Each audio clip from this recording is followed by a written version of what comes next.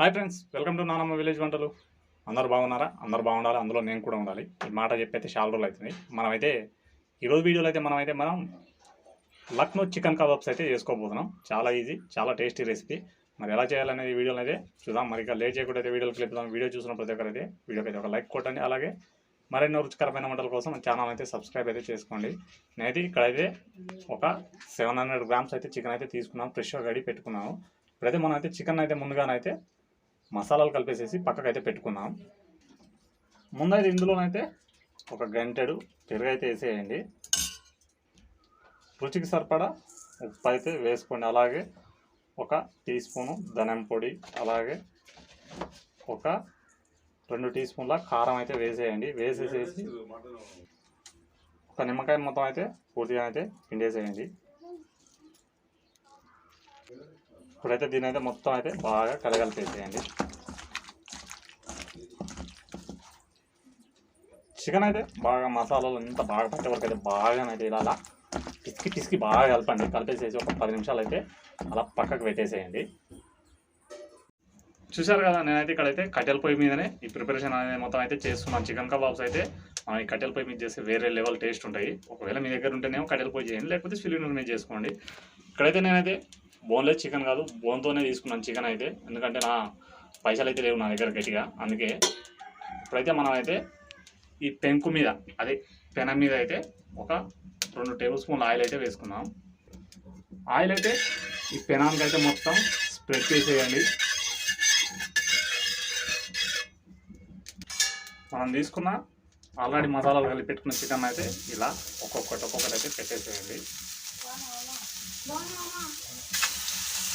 చూసారు కదా, ఈ విధంగానైతే పెంకులో సరిపడానైతే చికెన్ అయితే పెట్టేసేయండి. ఈ పొగకైతే నాకైతే ఏం కనిపించట్లేదు, ఏం చెప్తున్నాను అర్థం కావట్లేదు. కొద్దిగా మీరే అడ్జస్ట్ అవ్వండి. ఇప్పుడైతే ఒక మూత పెట్టేసేసి ఒక 2 నిమిషాలు అయితే మాడిపోకుండా మంటనైతే కొద్దిగా పెట్టేసేసి కబాబ్స్ అయితే చేసుకోవాలి. మధ్యలో అయితే ఒకసారి అయితే మూత తీసేసేసి చికెన్ అయితే మరోవైపు అయితే టర్న్ అయితే చేసుకోండి. అప్పుడే ముక్కనే మనకైతే పెంకున బాగా కాలుతుంది. అదే పెనం మీద పెంకనే అలవాటు అయిపోయింది మా తెలంగాణ లాంగ్వేజ్.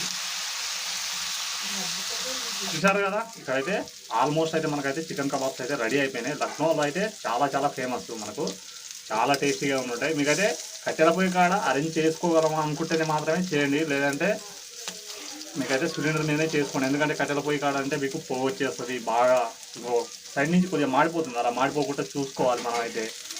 మనకైతే కట్టెల పొయ్యి మీద చేస్తే ఎంత రుచి ఉంటుందో అంతే రిస్క్ ఉంటుంది. ఒకవేళ ఆ రిస్క్ని దాటితేనే మనకు ఆ రుచి అనేది కూడా వస్తుంది.